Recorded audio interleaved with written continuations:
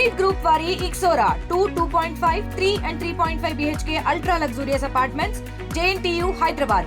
మరిన్ని వివరాలకి ఈ కింద నంబర్ని సంప్రదించండి.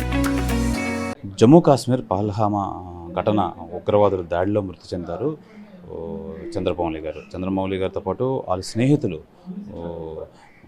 వెళ్ళడం అయితే జరిగింది. నిజంగా శశిధర్ గారు అలాగే సుమిత్ర గారు ఉన్నారు. వాళ్ళు అసలు ఆ టైంలో ఎలా జరిగింది ఈ దుశ్చర్యని వీళ్ళు కళ్ళతో చూశారు, అక్కడ జరిగిన సిచ్యువేషన్ ఏంటని చెప్పి మనతో పాటు సుమిత్రాదేవి గారు అయితే ఉన్నారు. మేడం చెప్పండి, అసలు నిజంగా చాలా బాధాకరమైన విషయం. నిజంగా మీరు అంటే ఎక్స్పెక్ట్ చేసి ఉంటారు ఇలా అవుతుందని. చల్లని ప్రదేశం ఎంజాయ్ చేద్దాం అని చెప్పి వెళ్ళారు. ఏం చెప్తారు మీరు? నిజంగా కాశ్మీర్ వెళ్ళడం అనేది చాలా మంచి ప్లేస్ అండి. చూడటానికైతే దేశం తాలూ గొప్పతనం అంతా మన దేశ సరిహద్దుల్లో ఏ రకంగా ఉందన్నది అక్కడికి వెళ్ళి చూడగలిగామండి. పోలీసులు బలగాలు అన్నీ చాలా చక్కగా ఉన్నాయండి. అన్ని దగ్గరలో కాపులా చాలా బాగుంది. మా ప్రయాణం అంతా కూడా చాలా బాగా జరిగిందండి. 18వ తారీఖు నుండి మేము టూర్లో ఉన్నామండి. ప్రయాణం అంతా చాలా చక్కగా జరిగింది. ఎక్కడ ఎలాంటివి ఆటంకాలు లేవండి. ఎక్కడికక్కడ పోలీసులు ఆపుతున్నారు, అడుగుతున్నారు, ప్రతి ఒక్కళ్ళ ఐడీలు చూస్తున్నారు, పంపిస్తున్నారండి.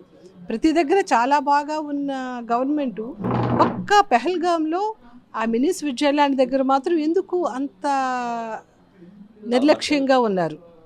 ఏంటి జరుగుతుంది అక్కడ? అంటే అక్కడికి ఎవరు రారనుకున్నారా ఏంటనుకున్నారా? మాకు అది అర్థం కావటం లేదండి.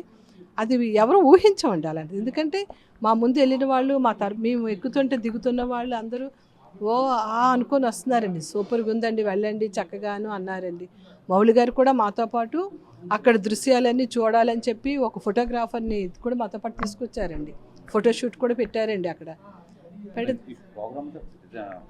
ప్లాన్ చేసిందే మౌలి గారండి. మొత్తం అంతా ఆయనే ప్లాన్ చేశారు. ఏ ప్లేసులకు వెళ్ళాలి, ఏంటి చేయాలి అన్నీ ట్రావెల్ వాళ్ళతో మాట్లాడి మమ్మల్ని అందరినీ ఎంకరేజ్ చేస్తూ, మనం ఇంకా లేట్ చేస్తే ఈ ప్లేసులు తిరగలేమని చెప్పి చాలా ఎక్కువ మమ్మల్ని ఎంకరేజ్ చేశారండి. ఎంకరేజ్ చేసిన ఆయనకి ఇలా జరగడం నిజంగా చాలా బాధగా ఉందండి. ఆయనకి ఇలాంటి ఘటన జరగడం అనేది తేరుకోలేమండి. జన్మలో ఇలాంటిది అసలు జరగకూడదండి. ఇలాంటి దుర్ఘటన జరగడం అనేది చాలా బాధగా ఉందండి. మొన్న జరిగిన ఆ సందర్భంలో మీరు అప్పుడు ఎక్కడున్నారు? మీకు ఎలా తెలిసింది ఇలా దాడి జరుగుతుందని? మేము ఆ మినీ స్విట్జర్లాండ్లోనే ఉన్నామండి. ఇంకా అక్కడే ఉన్నాము. మేము టాయిలెట్స్ కానీ పక్కకు రావడం వల్ల ఇమ్మీడియట్ అటాక్ మా మీద జరగలేదండి. ఫస్ట్ అటాక్ అక్కడ స్టార్ట్ అయింది. ఆ గన్ను చప్పుడు వినబడంగానే అందరం బాత్రూమ్ వెనక్కి వచ్చి దాక్కున్నామండి. దాక్కున్న 2 నిమిషాల్లోనే వాడు మా వైపు రావడం కనిపించిందండి. ఈయన అన్నారు, మీరు వెంటనే తప్పించుకోవాలి, మనం అంటే పారిపోవాలి ఇక్కడి నుంచి అన్నారు. వేరే దారి లేదు. అది ఏ దారి కనబడిందో ఆ ముందున్న అబ్బాయి పరిగెడితే ఆ దారిలో అందరం పరిగెట్టామండి. గుప్పిటి కాదండి, జారిపోయాయండి. ఇంక ప్రాణాలు పోయాయని అనుకున్నామండి. అది ఎలా బయటకు వచ్చామన్నది మేము అసలు మళ్ళీ మాకు ఇంకో జన్మ లభించిందండి. భగవంతుడు మాకు పునర్జన్మను ప్రసాదించారు అనుకోవాలి. మాతో పాటు వచ్చిన మౌలి గారికి రకంగా జరగడం మాకు ఎంత బాధగా ఉందో మరి చెప్పలేనండి. ఇంకా మణిగారు ఎలా తేరుకుంటారు ఇందులోంచి అనేది ఆ భగవంతుడే ఆవిడకి శక్తిని ఇవ్వాలండి. అది కోరుకుంటున్నానండి. అదే మేడం, ఇప్పుడు ఇంత దుశ్చర్యకి పాల్పడి ఇన్ని ప్రాణాలు అయితే తీశారు. మన తెలుగు వాళ్ళకి సంబంధించి ఉంటే మొత్తం ఓవరాల్గా 26 మందిని అయితే ప్రాణాలు తీశారు. నిజంగా ఆ ఉగ్రవాదులకి ఎలాంటి న్యాయం వాళ్ళకి ఎలాంటి శిక్ష విధించాలని మీరు అనుకుంటున్నారు? వాళ్ళకి ఎలాంటి శిక్ష విధించాలంటే అది చెప్పే లేదండి. అది నేను మాట్లాడలేనండి. ఎవరైనా మనిషి ప్రాణమేనండి. ఉగ్రవాదిదైనా మనిషి ప్రాణమే, మనదైనా మనిషి ప్రాణమేనండి. ప్రాణాలు తీస్తూ ఎవరు కూడా ఎలాంటి పనులు చేయకూడదండి. ఎందుకంటే జీవితం మళ్ళీ తిరిగి రాదండి. అది ఉగ్రవాదికైనా ఒక ఫ్యామిలీ ఉంటుంది, మనకైనా ఒక ఫ్యామిలీ ఉంటుంది. పోలీసు వాళ్ళు కూడా మనుషులేనండి. వాళ్ళు మాత్రం వాళ్ళ ప్రాణాలకు తెగించి ఎంతకని కాపాడుతారండి దేశాన్ని. అలాగే గవర్నమెంట్ మాత్రం ఏం చేస్తుందండి, ప్రతి ఒక్కరిలోనే మార్పు రావాలండి. ఆయుధం లేని దేశం కావాలని ప్రతి ఒక్కరి కోరిక అండి. మనస్ఫూర్తిగా కనీసం పిల్లలకైనా అలాంటి ఒక ప్రపంచం లభించాలని కోరుకుంటున్నామండి. గవర్నమెంట్ ఈ విషయంలో మాత్రం మంచి చర్యలు తీసుకోవాలండి. మరి ఉగ్రవాదిగా మారే అవకాశం కానీ ఆలోచన కానీ ఎటువంటి వాళ్ళకి రాకూడదు. రాకూడదంటే ఎంత మంచి పరిపాలన ఉండాలో గవర్నమెంట్ చూడాలండి. ఆ స్పాట్లో నిజంగా ఒక యంగ్ కపుల్ నిజంగా పెళ్ళి పాపం చాలా ఎంజాయ్ చేశారు. నిజంగా వాళ్ళకి ఎలాంటి సిచ్యువేషన్ ఎదురైంది.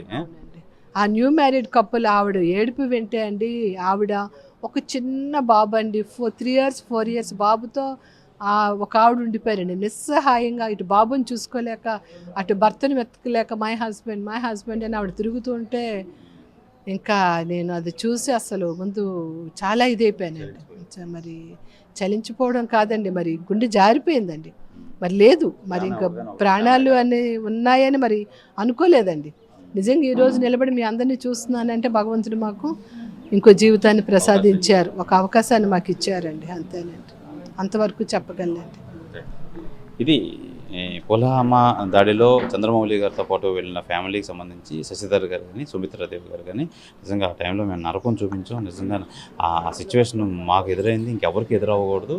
దయచేసి ఎవరి ప్రాణమైనా ముఖ్యం. అలా టెర్రరిస్టులు ఈ విధంగా చేయడం అనేది చాలా బాధాకరమైన విషయం. నిజంగా దయచేసి ఆ ఏరియాలో అయితే ఇంకా పటిష్ట భద్రత ఏర్పాటు చేయాలి. ఇంకా తెలియక చాలామంది టూరిస్టులు అయితే యాత్రికులు అక్కడికి వెళ్ళి ఎంజాయ్ చేద్దాం అనుకుంటున్నారు. ఎలాంటి సిచ్యువేషన్ అయితే ఎదురైతే మట్టుకు ఎవరు కోలుకోలేరు. దయచేసి వాళ్ళని కఠినంగా శిక్షించాలని చెప్పి శశిధర్ గారి భార్య అయిన సుమిత్రాదేవి అయితే కోరుకుంటున్నారు. కెమెరామెన్ రమణ కుమార్తో శివరామకృష్ణ టీవీ, విశాఖపట్నం నుంచి. మరిన్ని వీడియోస్ కోసం ఛానల్ ని సబ్స్క్రైబ్ చేయండి. లేటెస్ట్ అప్డేట్స్ కోసం వాట్సాప్ ఛానల్ ని ఫాలో అవ్వండి. ఆ లింక్ డిస్క్రిప్షన్ లో ఉంది.